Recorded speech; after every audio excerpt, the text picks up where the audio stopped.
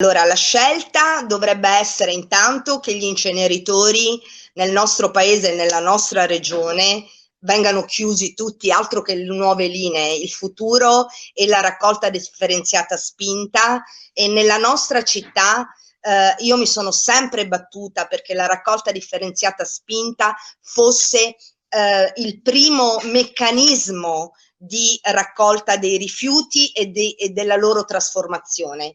Nel 2011, come Rifondazione Comunista, presentammo in Consiglio Comunale una mozione per far partire la raccolta differenziata spinta nella nostra città. Quindi è chiaro che l'inceneritore a Padova serve solo per far fare degli affari a chi questo inceneritore lo gestisce, che non è più il comune, ma è una multinazionale privata.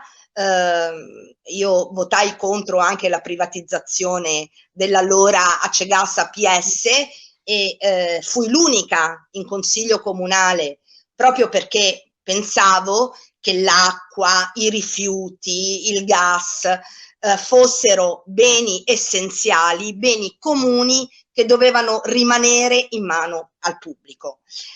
Quindi per me l'inceneritore non solo non deve essere fatta la quarta linea, ma dovrebbe essere dismesso a poco, e il ciclo dei rifiuti, quello virtuale e virtuoso, quindi con la raccolta differenziata e la sua trasformazione, dovrebbe diventare, diciamo, il meccanismo primario per la gestione dei rifiuti.